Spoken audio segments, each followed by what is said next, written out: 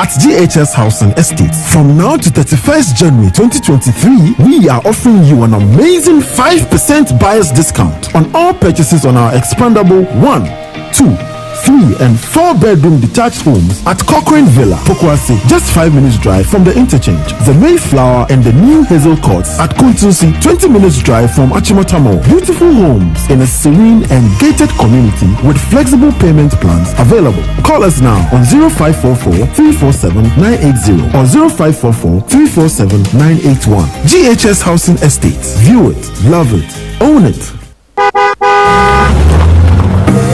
Make that move now this festive season to your new home address at GHS Housing Estates. From now to 31st January 2023, we are offering you an amazing 5% buyer's discount on all purchases on our expandable 1, 2, 3 and 4 bedroom detached homes at Cochrane Villa, Pokwase, just 5 minutes drive from the interchange. The Mayflower and the new Hazel Courts at Kuntusi, 20 minutes drive from Achimotamo. Beautiful homes in a serene and gated community with flexible payment plans available. Call us now on 0544 347 980 or 0544 347 981. GHS Housing Estates. View it, love it, own it.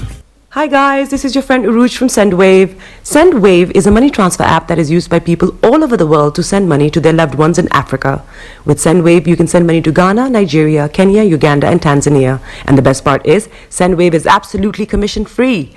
Our exchange rates are excellent. You can see for yourself by checking them out on our website. So how do you use SendWave? SendWave is an app that you can download onto your phone from the App Store or Google Play Store. The app is free to download. After downloading it, just open the app and enter your name, email, and phone number. That's it. You're good to go. Make sure you use the promo code SR. S for Star, R for Radio.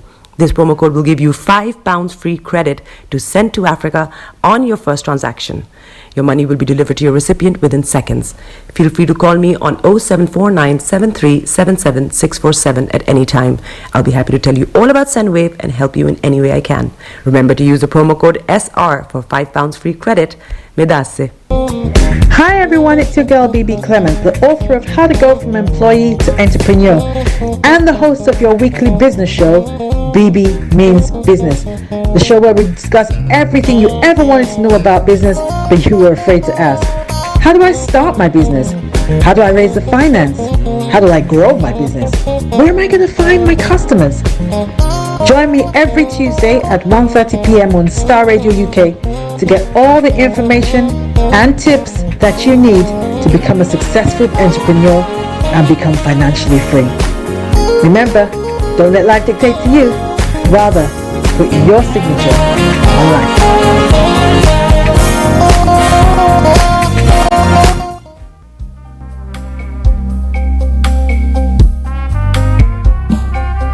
Are you looking for the fastest, reliable, and trustworthy door-to-door shipment company? Well, look no further. When was the last time your family received a shipment back in Ghana on time and intact? You are not sure?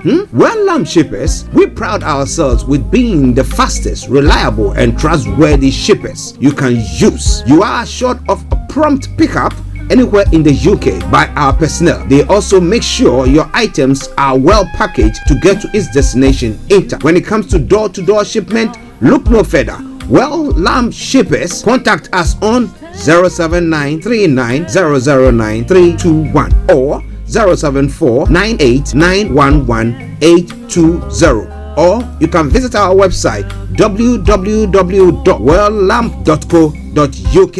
You can also drop us a mail, info@welllamp@gmail.com. Well Lamp Shippers, fast, reliable, and trustworthy.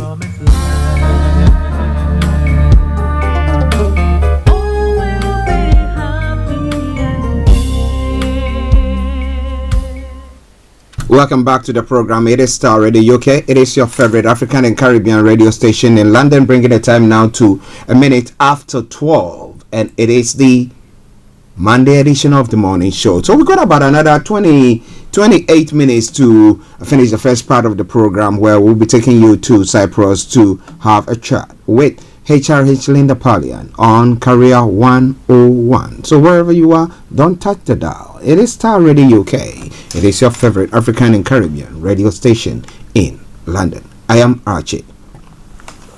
Now let's move on to some other stories making the rounds. Well, in the UK here, breaking news coming through. Well. The Prime Minister has instructed an inquiry. Zawi determined to stay as Tory minister, but Rishi Sunak says there are questions that need answering over Nadeem Zahawi's tax case, and Prime Minister independent ethics advisor will investigate. Okay. Well, he said he wants to be without reproach, and therefore, let's see what is going to happen on that front with that statement that has been read today. Are we going to see chronism, or are we going to see anything of the sort? It's going to be one of those things, Yeah. As they do say, in Parliament. But I hope. I mean, in this part of the world, I know that the opposition will dig.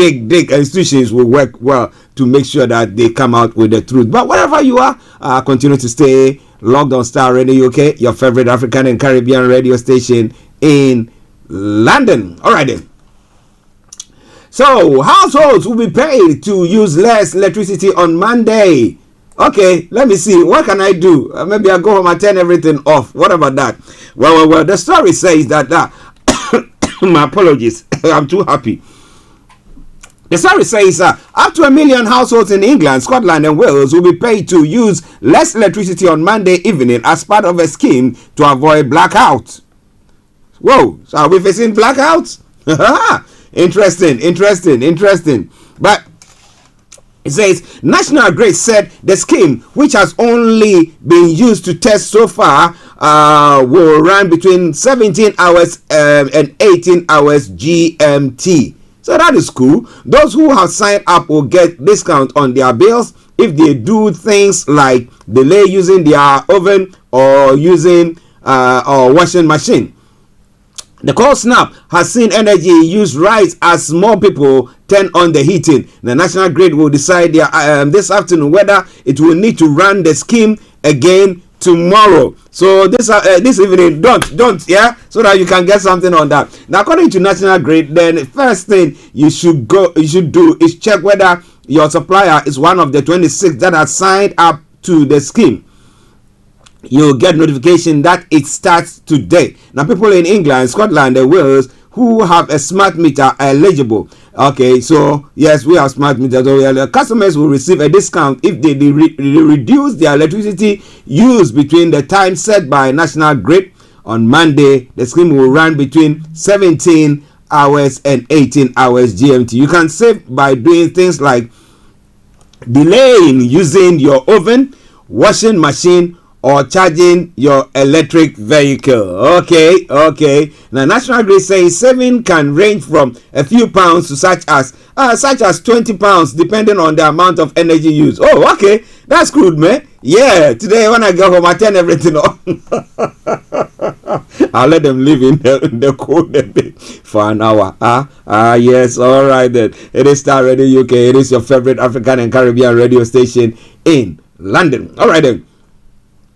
Some stories making the rounds in the UK front, as I did say earlier on. And then BBC chairman asks for conflict of interest review as well. It says that Richard Sharp says the BBC board will review any potential conflict of interest he may have amid scrutiny over his links with Boris Johnson. Now, claims have emerged that the BBC chairman was involved in securing a loan of $800,000 for the then Prime Minister. What did Boris want as a Prime Minister? 800,000. You are worth more. So what do you want 800,000 for? Yeah. Okay.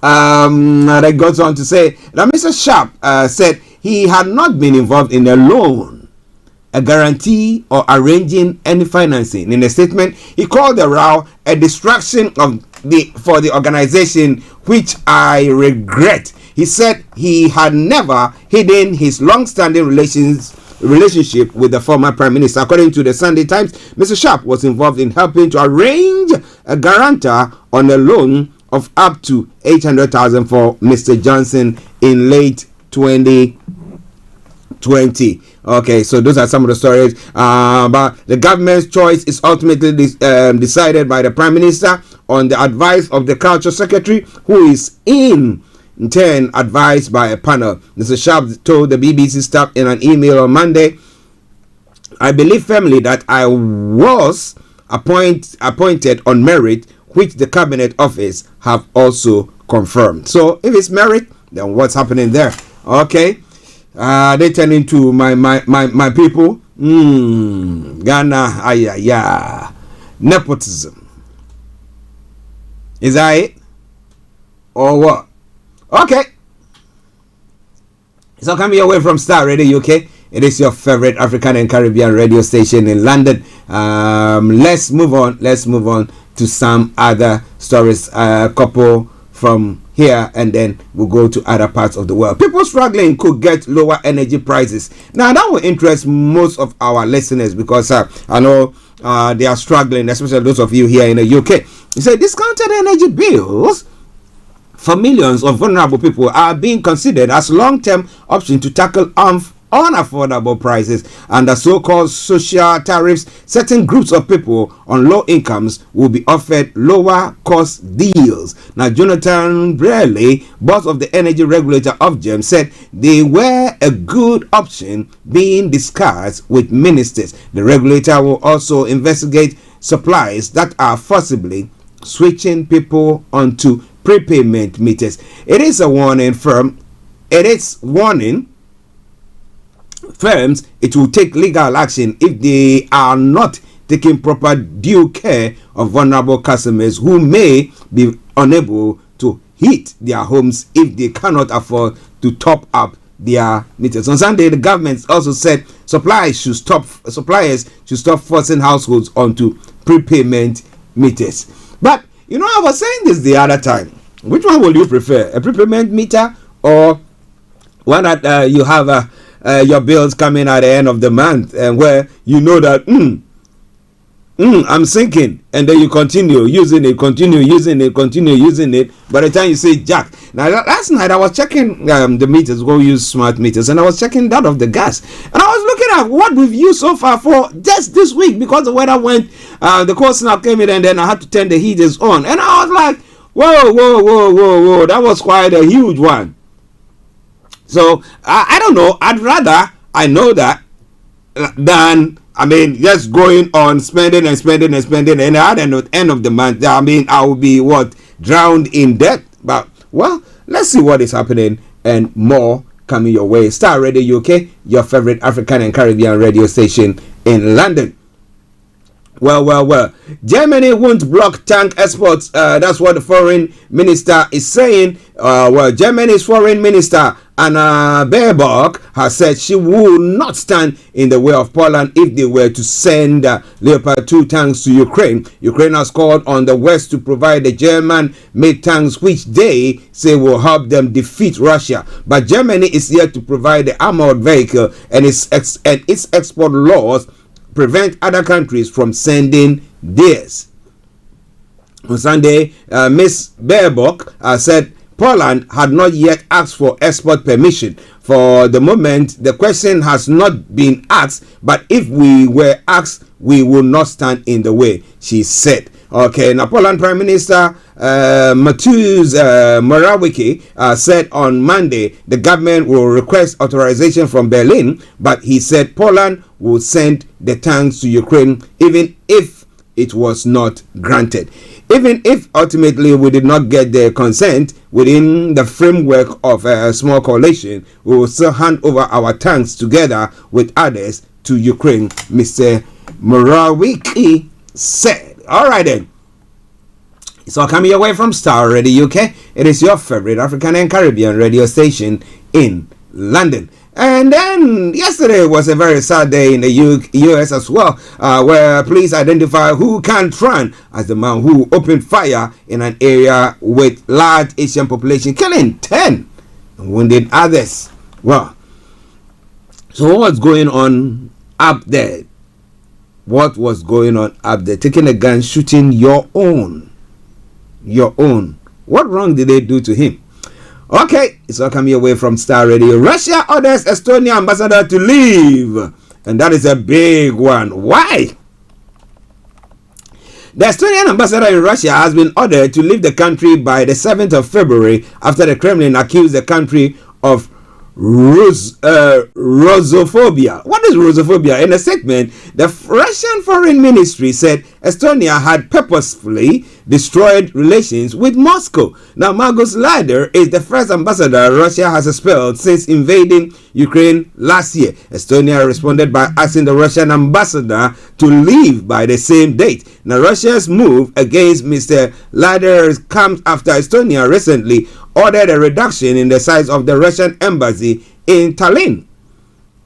Moscow was told to reduce its embassy from 17 to 8 by the end of January. In a statement in January, Estonia said embassy staff has stopped seeking to advance relations between the countries since the conflict broke out. And tensions were also raised last week after the representatives from 11 NATO nations gathered at an army base in Estonia to discuss a range of new packages to help Ukraine recapture territory and fend off any further Russian advances. Okay, so more coming your way from Starr Radio UK. It is your favorite African and Caribbean radio station in London. All right, then, bringing the time down to 13 minutes past the top of the hour, and it is the Monday edition of the morning show. Well, as we were talking about power cuts here in the UK to avoid power cuts, and then they are saying that, well, we have to cut down the usage of electricity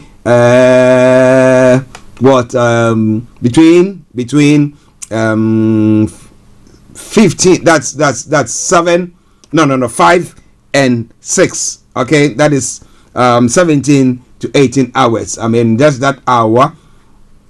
The story says that, well, Pakistan suffered a huge power cut early on Monday following a breakdown in its national grid, leaving millions of people without electricity. Now, power was out in all the country major centers, including the biggest city, Karachi, the capital, Islamabad, as well as Lahore and Peshawar. Now, Power Minister Karum Dastagir said the grid failure followed a frequency variation in southern Pakistan.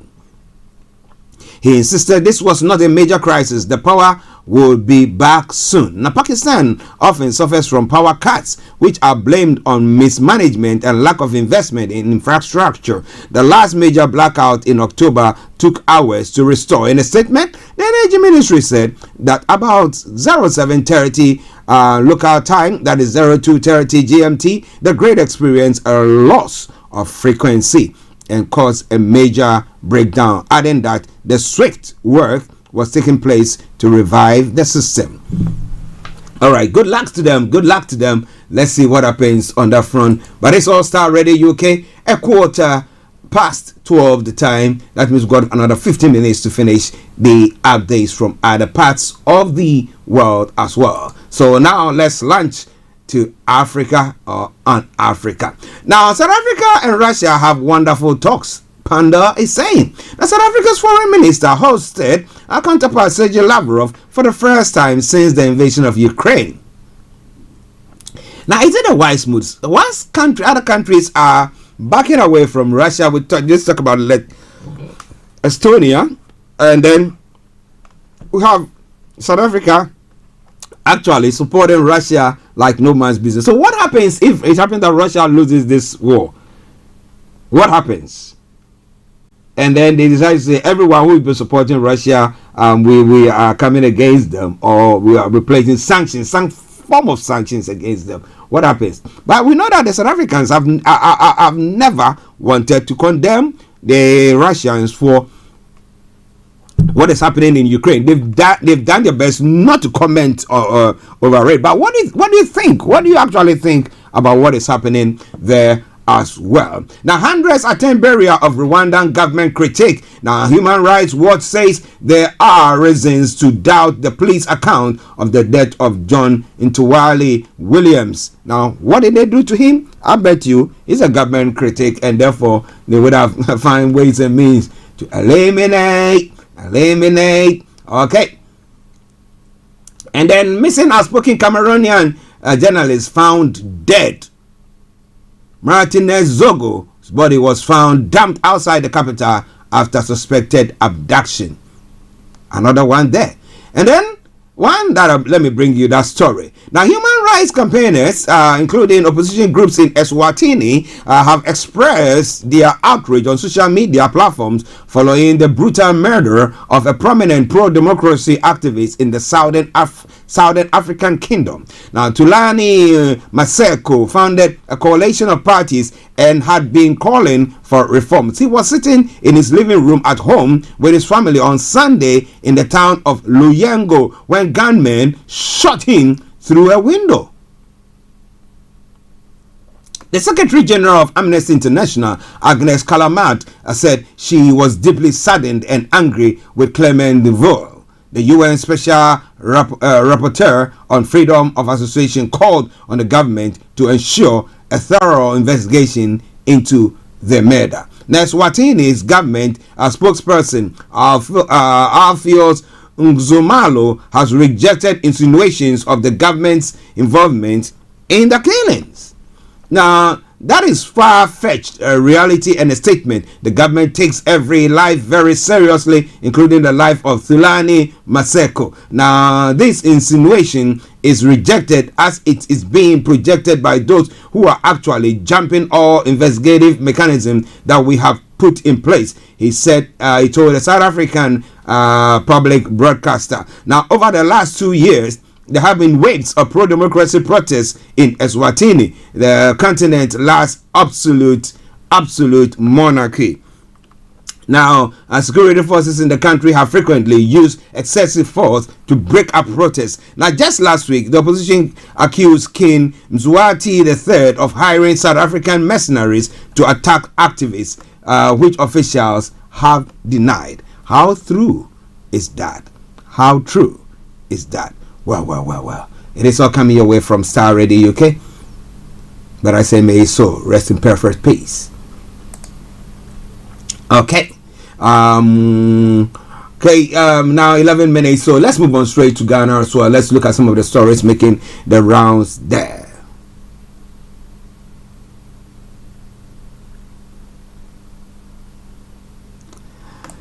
Well, Kwame Asiedu-Sapong has said government used COVID-19 as a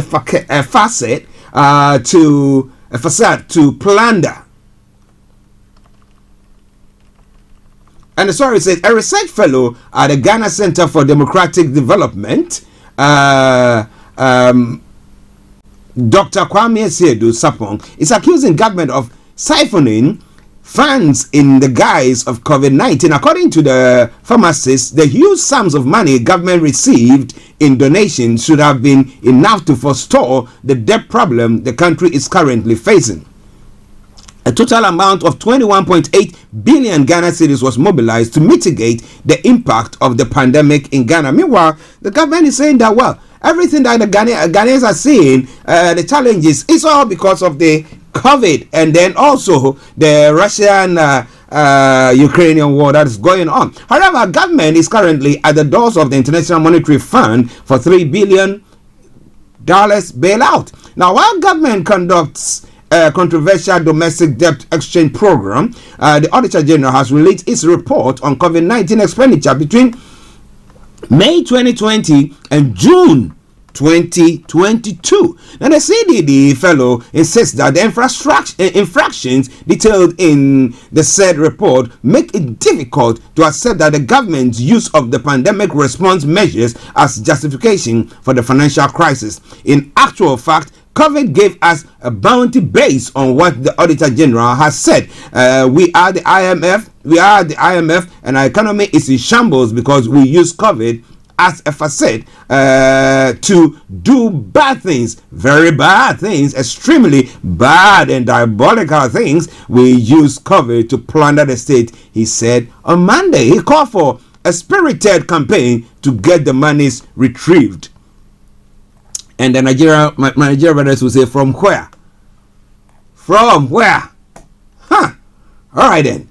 So looking at some of the stories making the rounds in Ghana, maybe a couple of them before we go on from there. But in that report shows that the Auditor General came out to say that Paramount Chief received 450,000 out of the unaccounted 605,000 funds.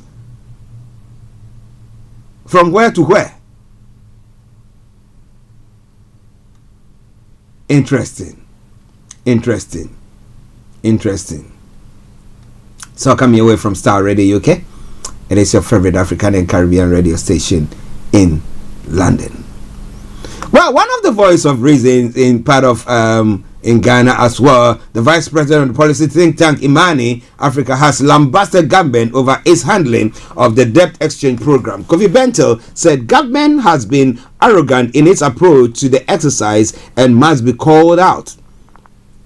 In a Facebook post on Saturday, Mr. Bentel said the bondholders have a right to their monies and must be respected. According to him, there were serious consultations in all other countries that have undertaken the exercise successfully. It took Jamaica 30 months. It took Barbados 18 months. It took Grenada 30 months. And it's not simple because you are asking people to hand over their property to you. You can't stampede them, he posted.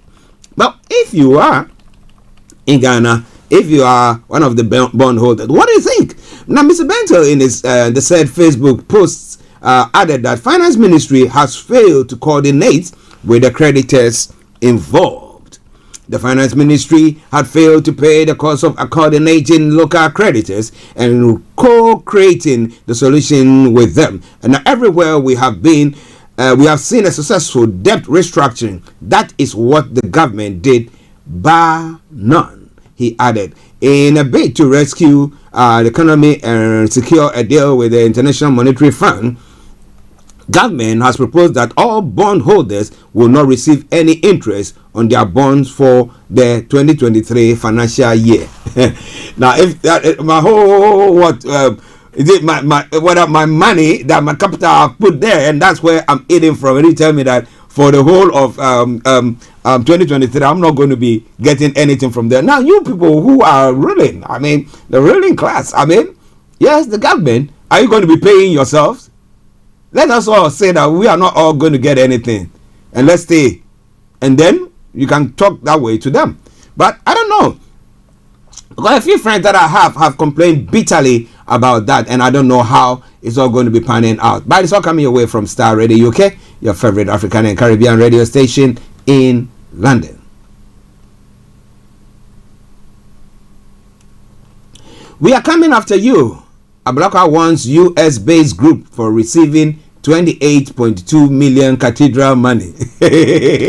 Now, Ablaka, I think he is on a part of finding cathedral. This cathedral has not been built, but the monies and the well, let me bring you that one as the last story, and then we'll bring the program to a close. Now, it says that, well, Samuel Kujato Ablaka, the Member of Parliament for North Tongo, has hinted that his next target for after retrieving what he contends to be wrongfully payment made to Reverend Kusi Boatin JNS Talent Center in the Nehemiah Group owned by Carrie Summers, a man reputed for the development of many religious projects of global significance. Kujato Ablaka on Friday, December 20, edited radio TV show said that the US-based organization has received 28.2 million Ghana cedis from the state, and that, in his view, the company received the monies for no work done. He vowed to go after the owner of the firm, Carrie Summers, and ensure that the money paid the organization is reversed. There was no information at all on the JNS Talent Center for every other transaction. There was documents on them. Only 2 transactions were left out. The 2.6 million payment to JNS Talent Center, and then the 28.2 million Ghana cedis to Carrie Summers of the Nehemiah Group, which is another scandal. Carrie Summers, if he is watching, we are coming after him. He must refund our 28.2 million. These 2 transactions had no supporting documents. Well, So what is it about us that we want to spend without keeping the records? And you know that it's not your own personal money. Even your personal money, you need to keep records so that when the HMRC or the tax man comes, you are able to support whatever you are doing. There, at least you know that this is what I had, this is what I spent on, so that posterity will know that you were not going cuckoos, just going on the spending spree. But well, it's me. Samuel Okujata Blakwa doing very good for us when it comes to the National Cathedral. Wow. So there's a lot more we're going to be looking at tomorrow, God willing, as well, on Starr Radio. But now, enjoy this song from Ash, and it says, "No woman, no cry." Enjoy.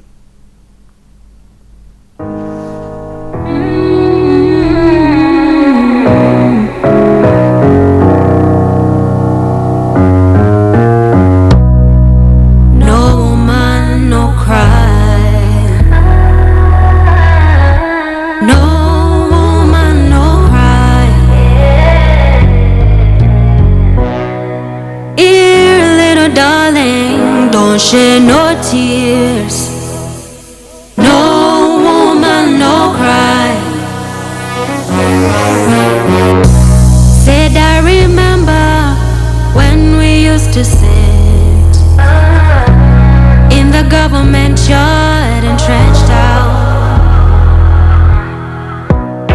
about observing the hypocrites.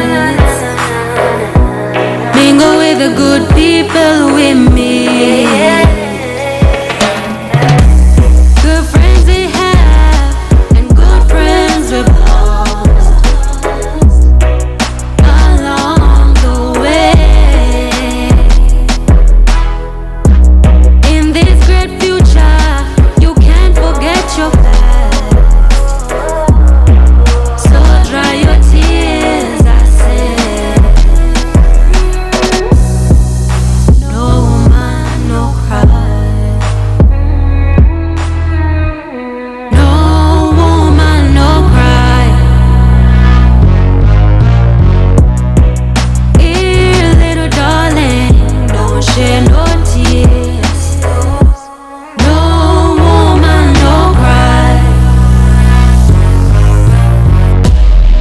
I remember when we used to sit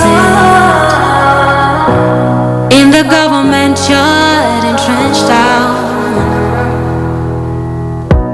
and then Georgie would make the fire light as it was. Love would burning through the night. Then we would cook cornmeal porridge, of which I share with you. And my feet is my only carriage, and I've got to push on through. So when I'm gone, everything's gonna be alright. Everything's gonna be alright. Everything's gonna be alright now. Everything's gonna be alright. Everything's gonna be alright. Everything's gonna be alright now. Everything's gonna be alright. Everything's gonna be alright. No woman, no cry. Cry, cry. No woman, no cry. Oh, yeah. No woman, no cry. No woman, no cry.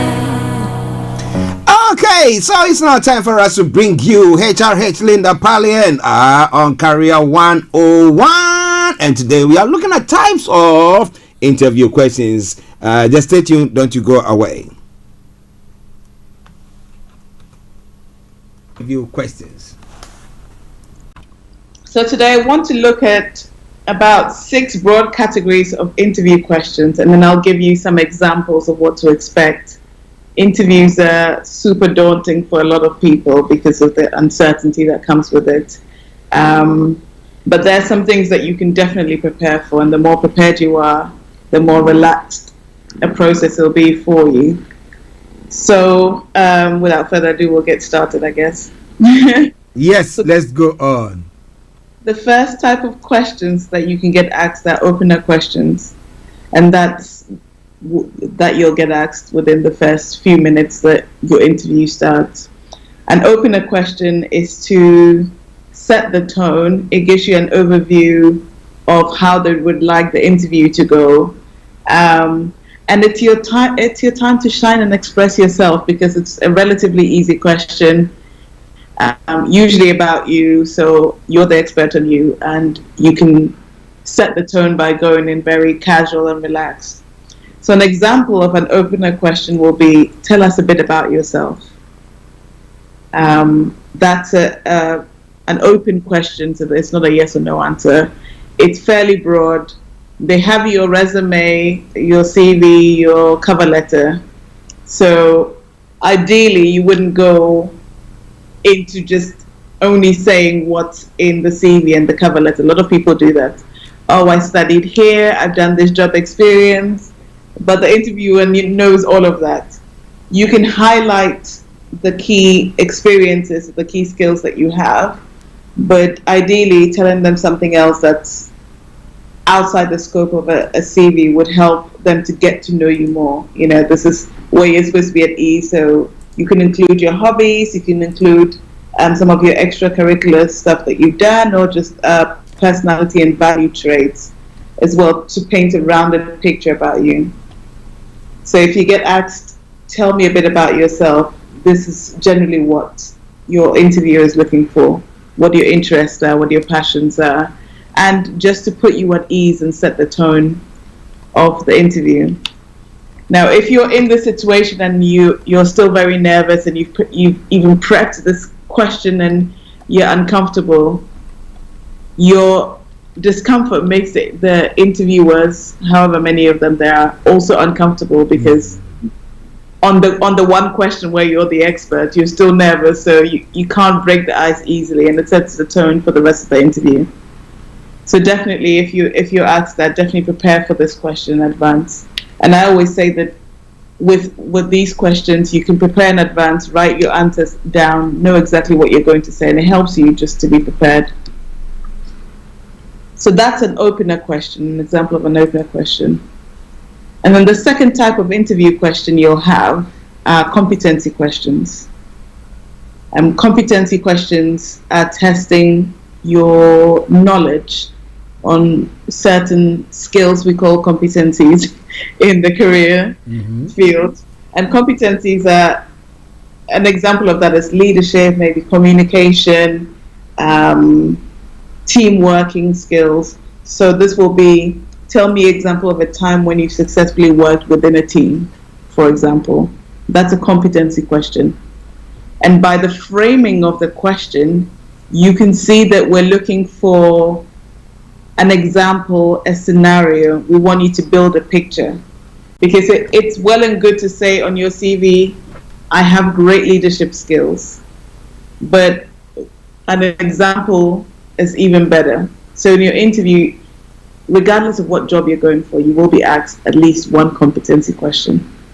And the best way to do this is to paint a clear and accurate picture which depicts your particular involvement and showcasing that skill. So for example, tell me a time when you've exhibited good team working skills. I always say that you can use a Starr or Carl format. And if you don't know what that is, read my book. Yes, that's a good one. Yeah. But in short, a Starr or Carl format will help you to phrase your answers in a way that paints a picture. Starr, S stands for situation. So within the context of my previous job, or the situation was we had a new project and I was elected team leader for it. So you paint the picture. That's what the S in Starr stands for. T is the task. What was the task about? So we had to put together this new team or do this new project. A is action. What action did you specifically do within the teamwork? Even though the question's about teamwork, you're the one being interviewed, so we want to know your particular involvement in it, what particular role you took within the team to have that outcome. And then the R in STAR is results. Okay, so that's a STAR form, a situation, task, action, results. So when you use that framework, you're able to paint a clear picture. But that's a quick overview about it. If you want to know more, you can definitely get in touch. But that's how to answer a competency question that will showcase the skill that is being asked. The other type of question you can be asked in an interview is a motivation question. A motivation question. So that is, why do you want this job? Where do you see yourself in 5 years? Why did you apply to this company? These are testing your motivation, your reason why you're here, and to see if you're a great fit for the company. So ideally, you would have thought about these questions beforehand. A lot of people by default will say, oh, because you're an international company and you have a great ethos, or whatever it is, rattle something from their website. That might get you a pass depending on their job interview, but you want to do a lot more to showcase your intent that this was deliberate rather than I saw that you were hiring and I just applied.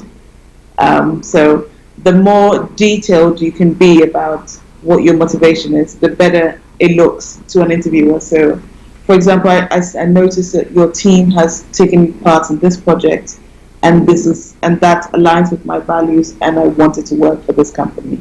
Or having established yourself over blah blah blah, you've achieved this, and try and be as specific to the team as you're going to be working with. For example, if you went for a multinational company and say you won an award for corporate sustainability, for example, and the team you're involved with wasn't involved in that award, or doesn't really embody sustainability as the overall company does, you won't build the rapport that you need in that interview. So make sure that you do the research to get as close to the job description or the team that you're going to be working with. That will stand you in good stead rather than talking about the company as a whole. We know from your work experience that sometimes the manager or the visionaries goal for the team, for the business, is not always what happens on the ground. So you want to be able to relate as much as possible to the people or the team that you're working with, or people who are doing the job. Okay, so we've had open-up questions, competency questions, and motivation questions. I hope you're following so far. Yes, we are following closely. So the next question you will get asked in interviews is a fit question. And again, talking about niching it down to the team that you'll be working with. Are you a great fit for the team? So an example of this question will be, what working environment brings the best in you? And with these, you want to be as honest as possible. It's called a fit for a reason. If it's not a great fit for you, you can't fake it. It'll just be a short-term employment for you. So ideally, you'd be as honest as possible. Thanks to the pandemic, a lot of people have tried working from home or some sort of remote working. So at least now we have an overview of what working in the office is like, what working remotely is like. So you can be able to give a well-rounded answer, or maybe a hybrid environment where you're doing some days in the office and some days at home, and why that is for you. And when you're answering this question, you want to talk about perhaps your personal circumstances as well. Actually, being able to knuckle down in my home office makes me more productive, and that in turn means that I can do more work for the company. You always want to speak to their listening. So if it makes you more productive, why is it a benefit for them?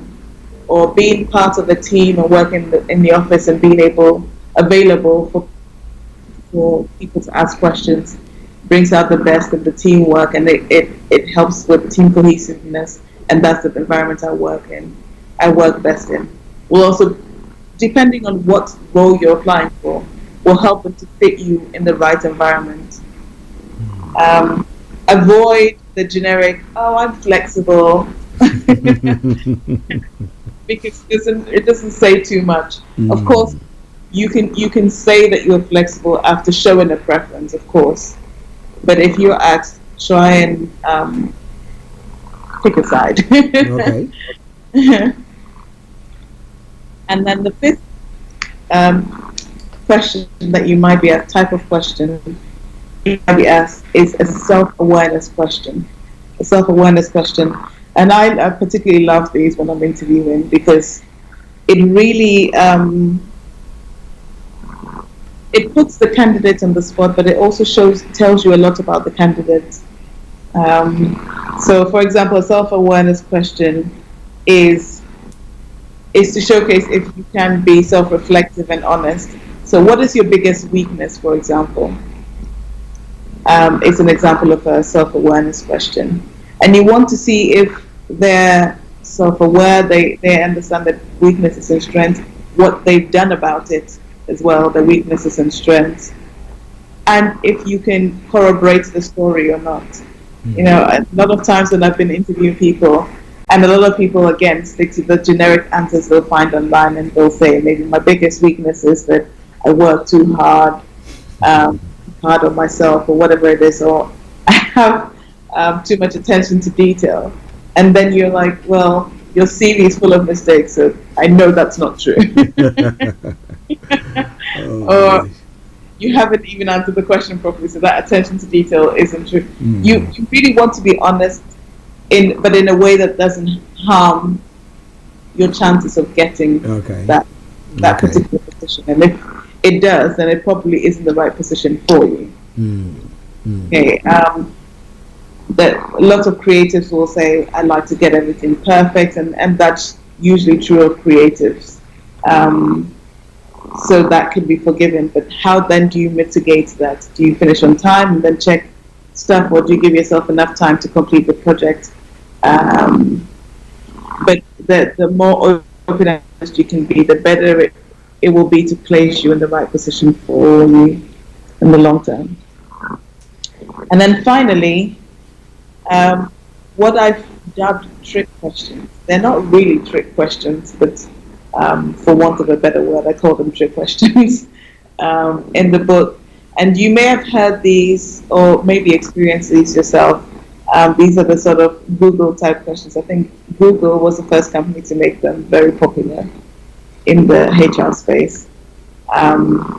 And you can have examples of, if you were an animal, what animal would you be and why? Or if you were shrunk to the size of a penny and put in a blender, and the blender was going to start in 2 seconds, explain how you would get out. Wow. Or how many trees are there per a square mile in the Amazon? Something like that. And these are called trick questions because they're not the most, there isn't a right or wrong answer. Okay. But it's to show your thought process. For example, the Amazon question, how would you go about that critical thinking? How would you go about even making an educated guess about how many trees there are? Or if you were an animal, what animal would you be? Shows maybe some of the subconscious personality traits that you may have. When we talk about workplace personalities, we have like a fox, you have a lion, you have the trustworthy mules. Yeah. And if you haven't looked at workplace personalities, I know which one you are. Again, it's trying to see what personalities will fit in what environment in the workplace. So think about these questions beforehand, and the more familiar you are with these questions, the less likely you are to be stunned about them. I always use myself for example. I think one of my interview questions straight after graduation I got asked if I was a flavor of a crisp, what flavor would I be? And I had no idea about this stuff at the time. I feel I said salt and sugar. I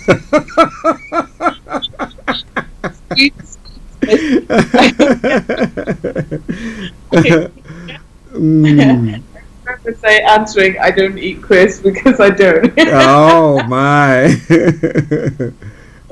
But then I ended up saying, well, what I do have is dried mango because it's sweet and it's good. Oh, okay, okay, that's a good one. There, but it did during my career coaching training. It made me laugh when I actually understood the meaning of these questions.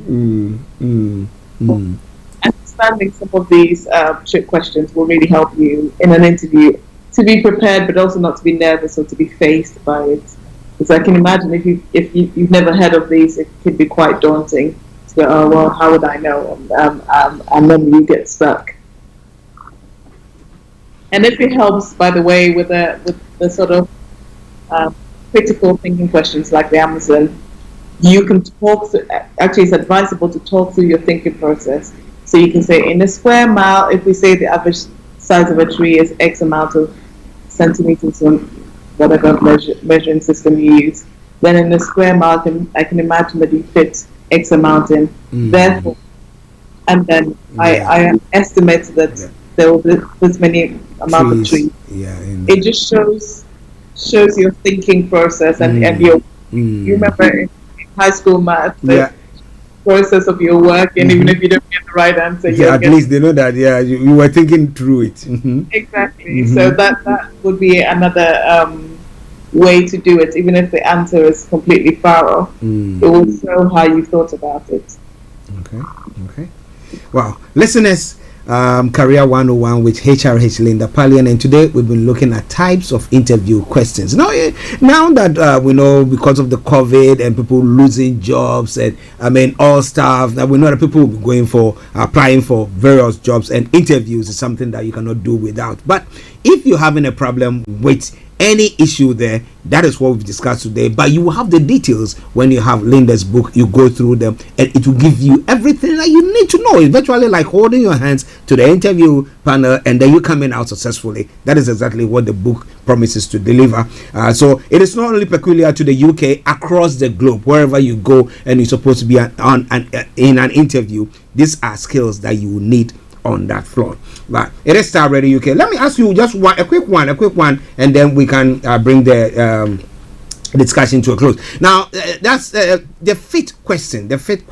You know, it is like you were saying. Someone might try to impress because I want to be accepted. So they might say things that actually they don't actually mean it, but under the situation, because they are desperate, they want it. Now, how should they prepare themselves in that case then?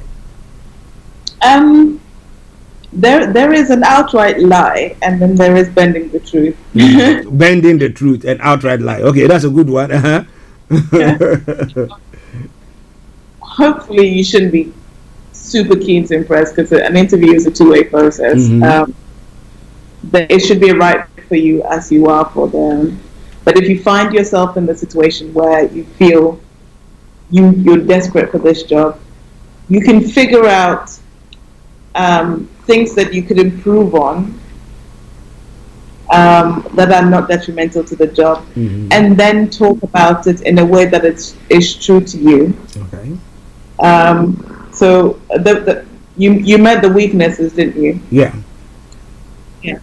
So, for example, if you were looking for a job as maybe a warehouse laborer, and you know that you're not punctual, and they've asked you what your biggest weakness is, you could say, well, in the past I haven't been, but what I have done now is that I set my alarm a little bit earlier, or I try to be. So that was the feedback I received in the past, and then you can show that you're aware of it and you're doing something about it. So that if you do slip up when you're hired, you did tell them, and say that you've worked on it. So it's still true for you, of course, if it's something where it's a just-in-time process, like an Amazon delivery, where you cannot afford not to be punctual, then maybe that shouldn't be the job you apply for. Yeah.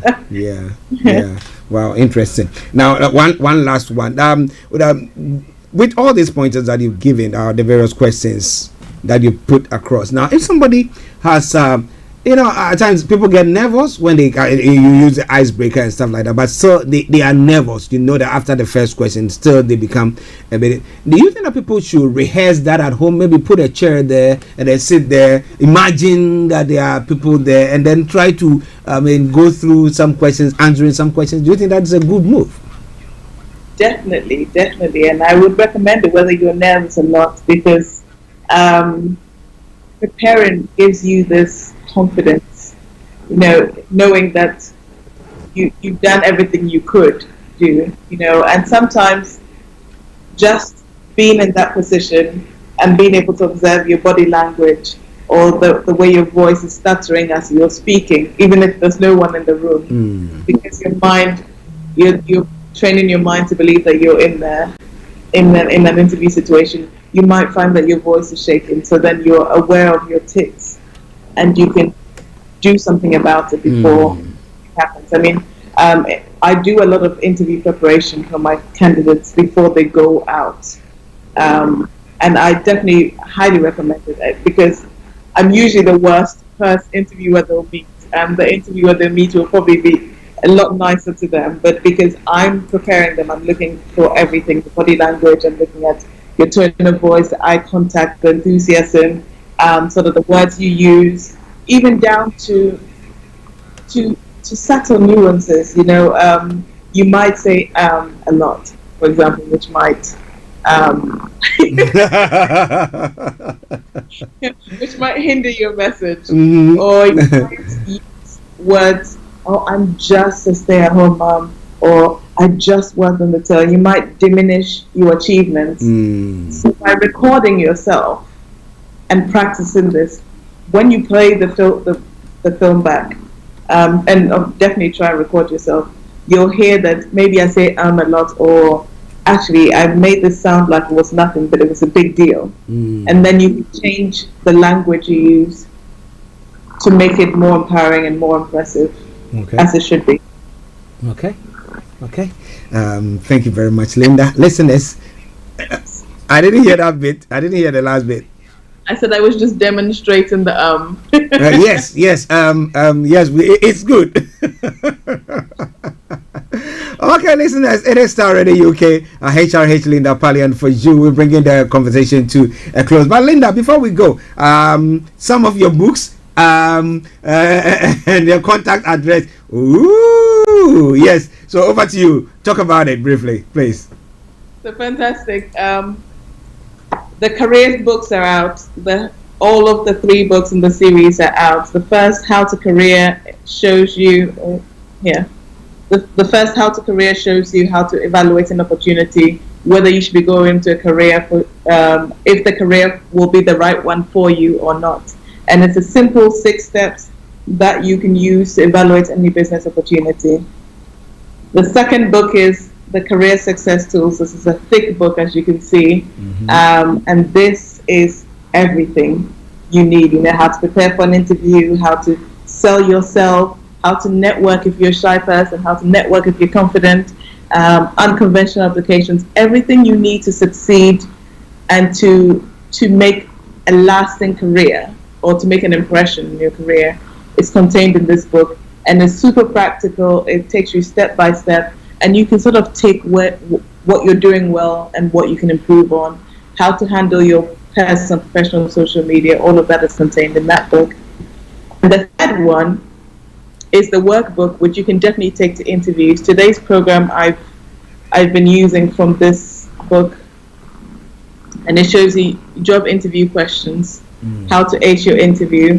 So we talk about it, and then it gives you a place to fill out your interview questions, sort of how to handle objections, what objections might come up in your interview.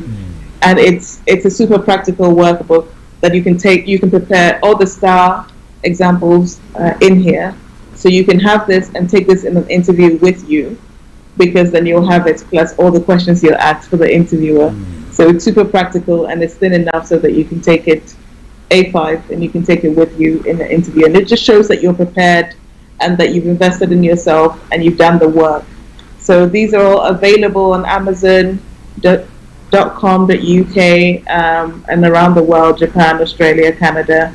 And they're super affordable books and they're pretty much all you need. If you can't afford career coaching, this is definitely the way to go. And if you can afford career coaching, then do both. Of course. Okay. That's good. So that's series. Great. Your contact details, please.